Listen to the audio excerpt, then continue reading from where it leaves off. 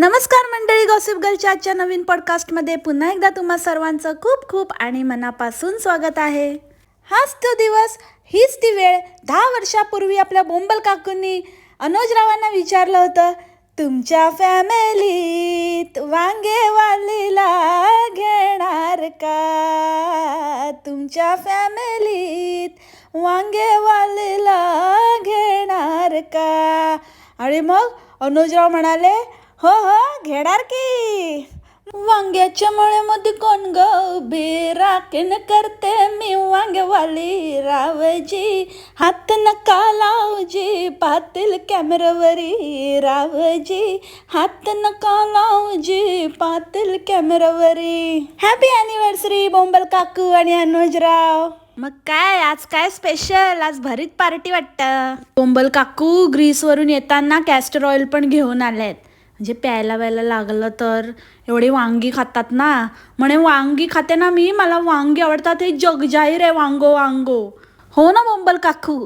आणि त्या व्यतिरिक्त ना कितीतरी गोष्टी जगजाहीर आहेत, जसं की दिस दिस दॅट दॅट दॅट दॅट दिस दिस आणि हॅलो हॅलो. आणि ते कार्ड हरवलं होतं ते, आणि किती ना ते फ्लाईटचा सगळं उलटा पुलटा घोटाळा, फ्लाईट टायमिंगचा आणि डेजचं सगळं ब्लंडर, आणि कसे पण बनवून व्लॉग उलटे पुलटे टाकणं.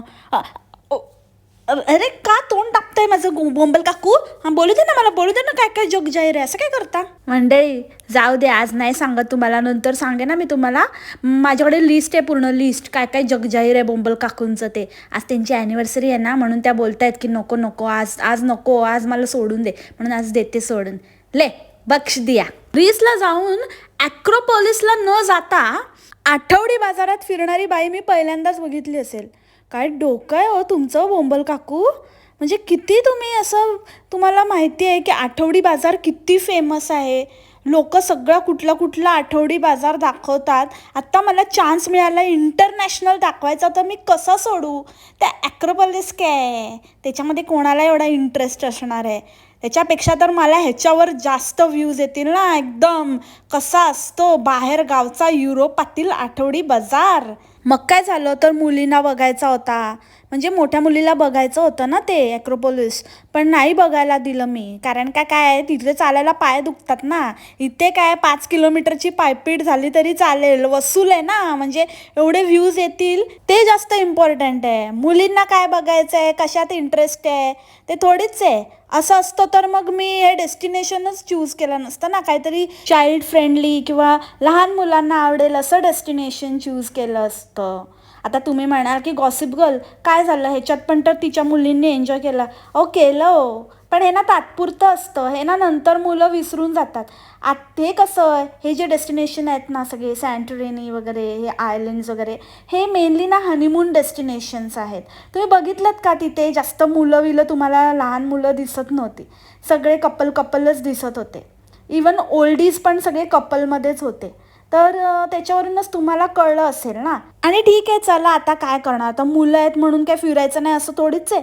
मुलांना घेऊन फिरावं लागतं काही लोकांना. काही लोकांचा बाबा एवढं कुठलं नशीब नसतं. असतात माझ्यासारखे लोक की ज्यांना स्वतःच्या मुलांची काळजी स्वतःच घ्यावी लागते. असं काय सासू सासरे किंवा असं कोणाच्या जीवावर सांभाळून टाकून भटकायला जमत नाही आपल्या मावशीसारखं. तर त्या बाबतीत बोंबल काकूंचं झालं असेल, चला घेऊन गेले फिरायला. पण एकतरी जागा तिथे त्या मुलांना एन्जॉय करायला दिलीत का तुम्ही? म्हणजे तिथे बसून ते मुलं वाळूत खेळले असतील किंवा काहीतरी त्यांनी मजा केली असेल, पाण्यात गेले असतील.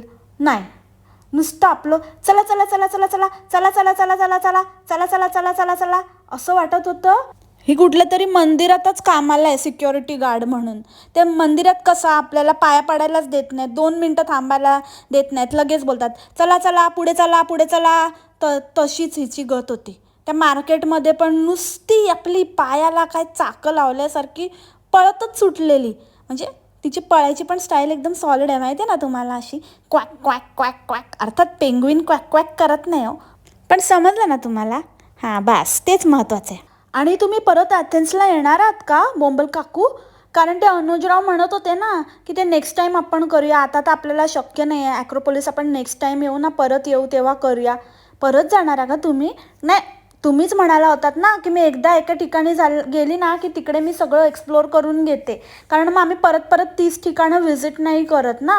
कारण पैसे पण जातात आणि परत परत काय त्याच ठिकाणी यायचं. आम्ही फक्त एकदाच एका ठिकाणी जातो. मग आता आता परत जाणार, राहिलं ना तुमचं. आता बघा, तुम्हीच म्हणालात ना की इथे आल्यावरती तुम्हाला दादरला आल्यासारखं वाटतंय. ट्रेन स्टेशनच्या बाहेर सगळेजण फेरीवाले वगैरे बसलेले असतात आणि असंच सगळं मार्केट असतं. तर आम्ही आता तेच म्हणत होतो. तुम्हाला इतकी आठवण येत होती ना, मग तेव्हाच्या तेव्हा तुम्ही डिसाईड करायला पाहिजे होतं की अरे बाबा हे तर काय, हे तर दादर आहे, हे तर आपण आपल्या दादरला पण बघू शकतो ना, ह्याच्यापेक्षा कितीतरी स्वस्त आणि मस्त. पण इथे इथे काय महत्त्वाचं आहे, इथे इथलं जी वास्तू आहे, जी ऐतिहासिक वास्तू आहे तिचा इम्पॉर्टन्स जास्त आहे. ते बघायला लोक दुरून दुरून येतात, ना की ते मार्केट बघायला. पण तुम्हाला काय बाबा, तुम्ही मोठे एक्सप्लोरर ना, काय चॉईस आहे तुमची कळलं आम्हाला. आणि ते कोणते अंकल भेटले होते त्यांना तर यांनी डायरेक्ट आजोबाच बनवून टाकलं. अरे बोंबल काकू, तुम्ही स्वतःला काय सुकुमारीला टफ कॉम्पिटिशन समजू लागलेत की काय, की आमचा बदला इतर लोकांकडनं घेताय तुम्ही. आम्ही तुम्हाला काकू म्हणतो म्हणून तुम्ही दुसरे जे अंकल असतात त्यांना डायरेक्ट आजोबाच म्हणायला लागले. मला वाटतं ते अंकल फार तर फार एक आपल्या अनुजरावांपेक्षा 10 वर्षांनी मोठे असतील आणि तर त्यांना आजोबाच बनवून टाकलं. आणि तुमच्या चेहऱ्यावर अशी छापच आहे वाटतं. आणि त्यांनी बरोबर ओळखलं ना, हे कुठले तरी शिर्डीच्या आजूबाजूचेच दिसत आहेत. अशी लोक मी भरपूर पाहिली होती तिथे गावातली. ते अंकल किती, त्यांची पारखी नजर होती बघा तुम्ही, एकदम माझ्यासारखी. घेतलं तुम्ही किती वेश बदललात ना तरी पण तुम्ही एकदम सेम टू सेम. त्यांनी बरोबर ओळखलं. शिर्डी शिर्डी, तुम्हाला नाही कळलं, तुम्हाला काय बोलायचं काय कळतच नाही. ह्या काय विचारतात त्यांना, यू लाईक इंडिया. अरे असं कोणाला विचारल्यावरती एका इंडियन माणसाला ते समोरचा माणूस असं बोलणार आहे का, न आय डोंट लाईक, किंवा काय लगेच तुम्हाला काय जे नाही आवडलं अशा गोष्टी सांगायला बसणार आहे का. ऑब्व्हियसली ती व्यक्ती चांगलंच म्हणणार ना. आणि तसंही आपला भारत देश वाईट म्हणण्यासारखं काहीच नाही आहे, चांगलाच आहे. तर मग कशाला हा काय प्रश्न होता का कोणाला विचारण्यासारखा. तुम्ही तिथले आहात, एवढं तिथे जवळ बाजूचेच ना तुम्ही, शिर्डीचे शेजारी. मग काहीतरी चांगली अजून माहिती द्यायची त्यांना सांगायचं आमच्या काळाराम मंदिरात पण या म्हणून. पण ते कसलं काय, यांना काहीतरी एवढं इंग्लिश येत नाही ना, नाही तर सांगितलं असतं त्यांनी. आणि त्यांना जेवढं येतं तेवढंच. आता दिस दॅट व्यतिरिक्त काहीतरी बोलायचं होतं ना, म्हणून मग यू लाईक इंडिया असं विचारून घेतलं आपल्या बोंबल काकूंनी. आणि आपल्या अनुजराव बाबा एकदमच लईच उजेड पडला, फॉरेनर हा, एकदम हिप्पी समजायला लागले की काय तुम्ही स्वतःला. मी टॅन झालो म्हणे, 3-4 वेळा बोलले असतील वेगवेगळ्या इन्स्टन्सेसला की ना, इथे टॅन व्हायला झालं. It's okay Anujrao, black is beautiful. आणि माहिती आहे आम्हाला तुमच्याकडे BMW आहे, ती खूप कष्टाने घेतली आहे.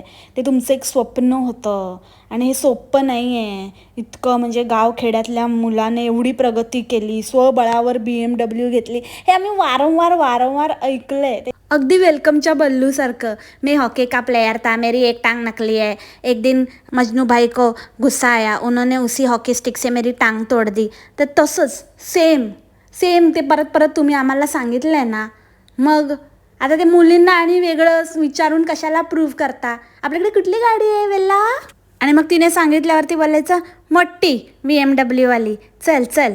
अरे म्हणजे स्वतःच विचारायचं आणि मग समोरच्याने उत्तर दिल्यावरती त्यालाच असं बोलायचं.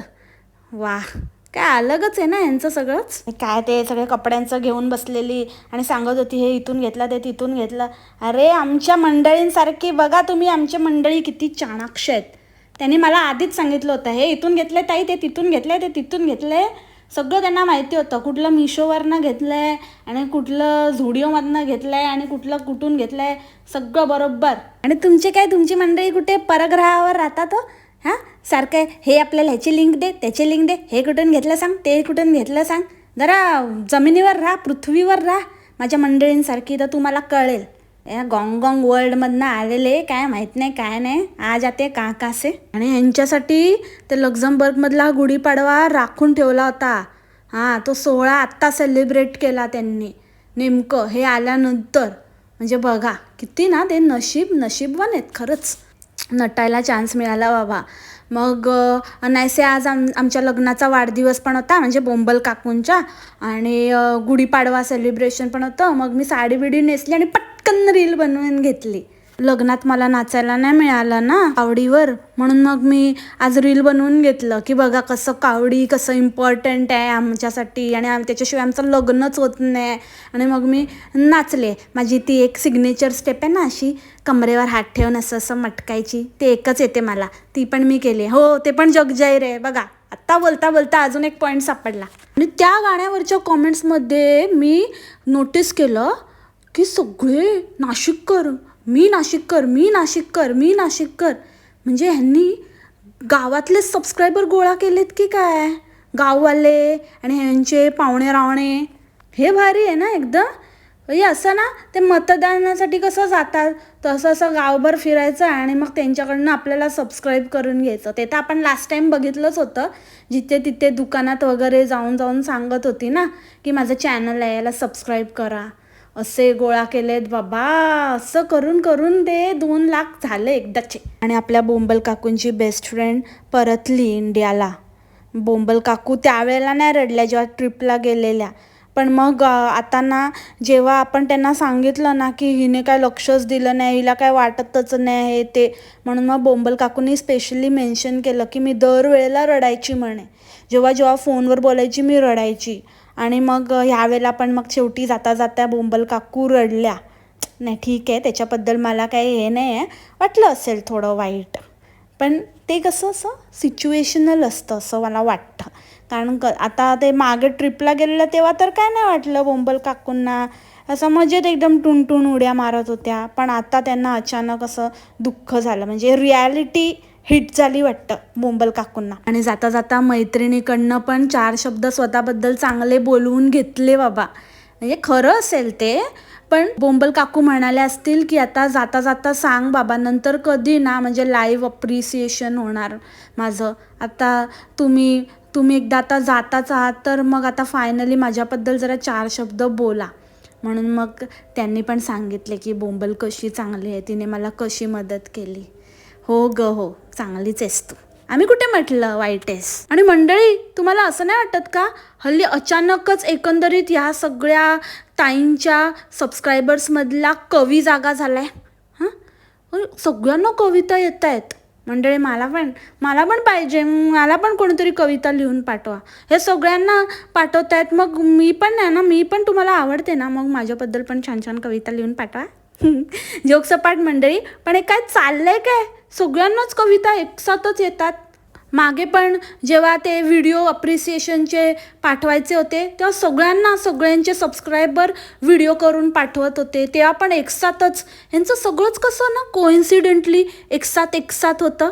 बोंबल काकू, जेव्हा तुम्ही खूप असं लेट झाला असेल, थकल्या असाल आणि झोपेला आला असाल ना, तेव्हा व्हिडिओ नाही कन्क्लूड केला तरी चालेल, नेक्स्ट डे करत जा. नाही तर घरातले तुमच्या घाबरतील ना, कसा काय रात्रीचा दरवाजाचा आवाज येतोय अचानक. कारण तुमचा आवाज आहे ना एक्झॅक्टली तसाच येतो, असं भयान अंधारातल्या ऑइलिंग नसलेल्या खरमरीत दरवाजासारखा.